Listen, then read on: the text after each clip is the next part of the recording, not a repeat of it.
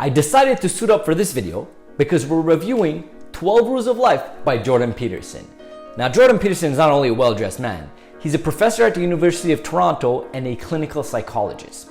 Now, he's been getting a lot of popularity in the last couple of years through his ideas, his thought patterns, his personal YouTube channel with all of his lectures out there, his interviews, and some might actually consider him to be a polarizing individual because he has very strong ideologies and he's not afraid to eloquently, essentially explain them.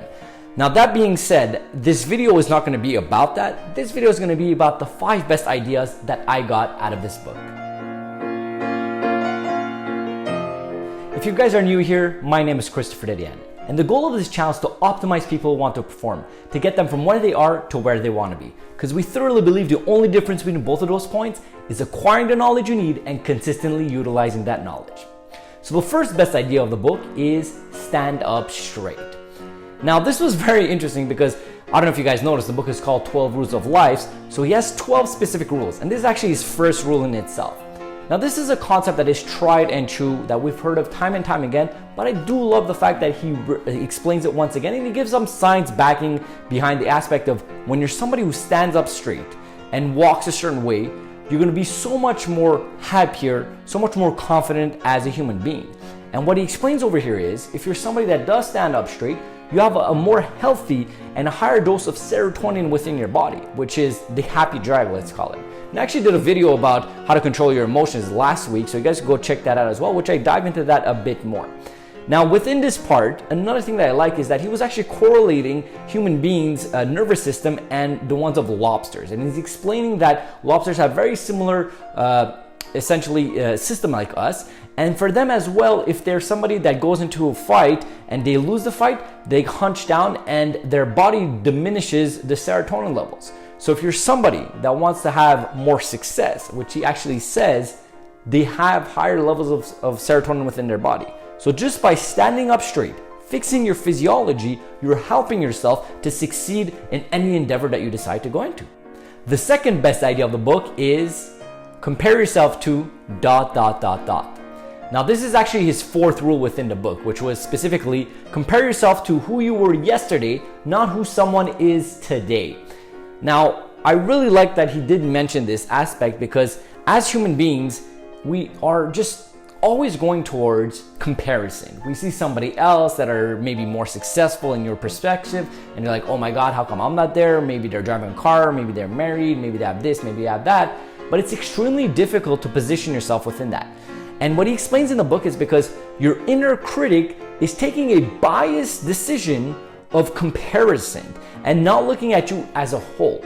So let's take, for example, you're looking at Beyonce on stage and you're at the concert, she's like, oh my God, she's amazing, she's so great, and she's such a great singer. And then you're thinking about, oh my God, how come I'm not doing something like this? How come I'm not singing like this, or whatever the case is? But that's so biased. You're not looking at the whole picture of what else talents you have to really look at, hey, I should bring that in the forefront.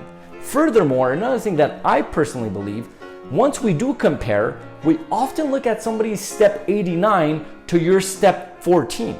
You're not taking account that that person got so many years behind them of failures, successes, and just hard work to get there. So if you just allow yourself to put in the work, you're gonna get there.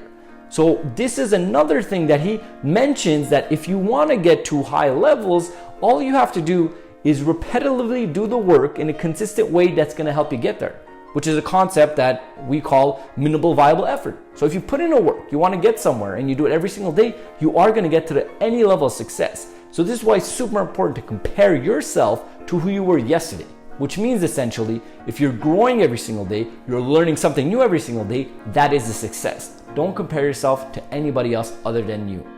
If you guys are seeing there's some value within this video, don't hesitate at all to give me one of these, hit that subscribe button, and turn on the bell notification so you can find out when our weekly videos come out.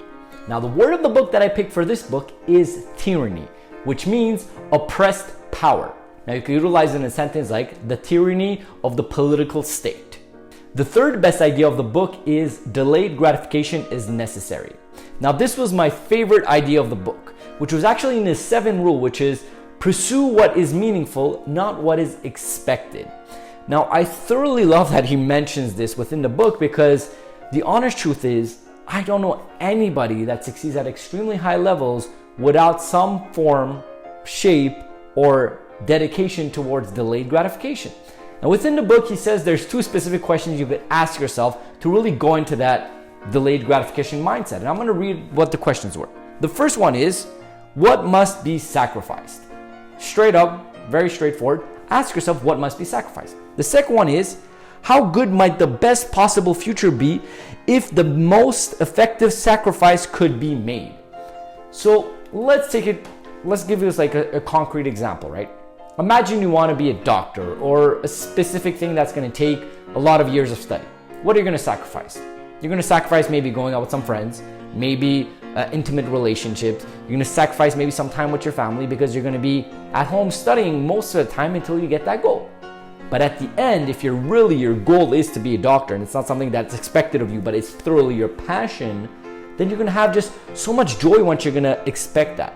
And the second caveat over here of like delayed gratification is that, once again, I've never seen anybody that is highly successful that hasn't had some form of delayed gratification.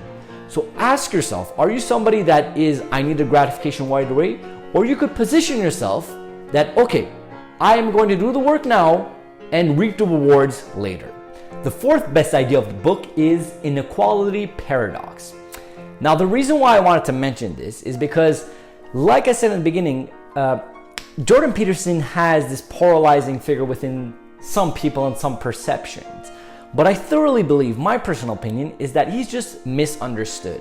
When he talks about different genders and the right to equality and all that stuff, what he comes down to the base of is he explains that everybody is unique and they should be treated as such. And that he mentions within the book, which I thoroughly agree for. When you go and you hire somebody, you shouldn't look at it, oh, I need to hire one gender or another, or one religion or another, or one ethnicity or another. You should be looking at who has the most qualifications and who is the right person for that position. Girl, guy, left or right, it really doesn't matter. It's about the person that's in front of you. Now, what else he explains within this section is that he says that there are certain positions and certain things in life that one gender is better than other, and just statistically he proves it within this, which I did find interesting. And he's like, that's just biology in itself, which makes sense. Like, there's some things that guys are good at and there's some things that girls are good at, and it's perfectly okay. But it doesn't mean that there's some things that are girls that in general are not good at that guys are, that there's some girls that are better than guys. No, that happens as well. There are uniqueness between each category. This is why it comes back to the point that he mentions, is that every single person should be looked at in a unique way. And I thoroughly agree with that specific comment over there. The fifth best idea of the book is your ask and wants. Now, once again, I like the fact that he mentioned this, and the reason why I wanted to pinpoint it is because there's something very specific about people asking and wanting something and expecting to receive it. And the way he goes about it and explains it, he actually wrote a scripture within the book, and I'm going to read it for you guys. Ask and it shall be given to you. Seek and it shall be found. Knock and it shall be opened unto you. For whoever asks receives.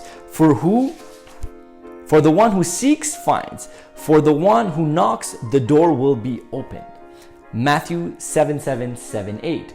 Now, if you read this, it's easy to look at, oh, this is almost like a wish list, right? If I knock, the door will open. If I ask, I shall receive. If I seek, I shall find. But the reality, and this is why I want to really put emphasis within this, is that you have to be aware of what you're asking. You know, we've already said this. Be careful what you ask for, because you might just get it. So let's say something very general that people most probably ask is, I want to be rich. I want to be financially free. Let's say I want to be a millionaire, right?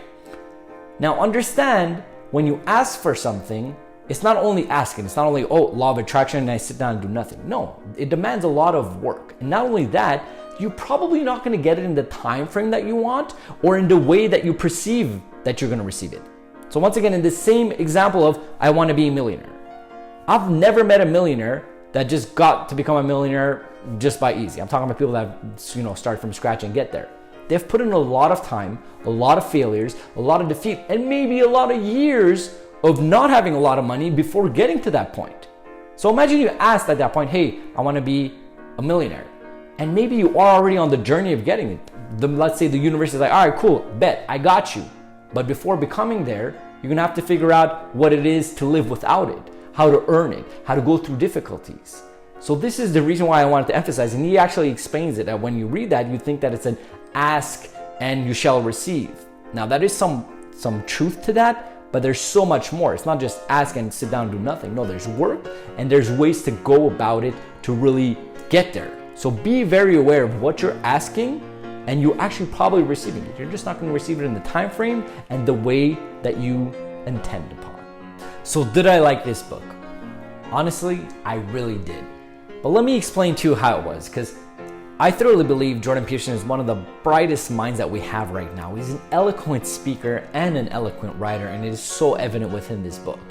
Now, that being said, his writing style is somewhat of a journey. Now, what do I mean by that? Because there's 12 rules and he explains a rule.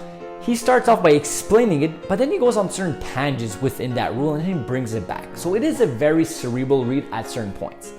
But within that, what I really was impressed about is that he actually correlates the rules with some scriptures, with some religion, and he correlates it even with some Disney movies. And the fact that I was able to see his cognitive way of thinking of like ideas was very impressive to me. Just that in itself, I was in awe. Like how he was taking out certain examples from Disney movies and how he's correlating that to the way that we react in life was very interesting. Furthermore, like I said, he's actually a clinical psychologist, so he's explaining certain things that he's tried within his clients and certain experiences of how human beings are. So this man definitely not only talks the talk, but he walks the walk in so many ways. So I definitely suggest you guys to pick up this book. The Amazon link will be in the description below, so you guys can go and check that out. And the question of the book over here, or the question of the day, is going to be, do you guys think Jordan Peterson is misunderstood, or the heat he gets is actually warranted? So comment that down below. I'm interested to find out your perception about Jordan Peterson, because like I said, in my personal opinion, is I do believe that he is somewhat misunderstood in certain ways, shapes, or form. So if you guys see there's some value within this video, don't hesitate at all to like, subscribe, and I'm going to put up actually my face right now, which is actually the little button over here, which is my profile picture. You guys go ahead and click that. Furthermore, there's some videos over here that could be interesting to you. You could go check out other videos that I've done, other book reviews, and it'll be a pleasure to have you within our family over here. And I'm going to leave you off with this. I hope you live your life blessed and grateful.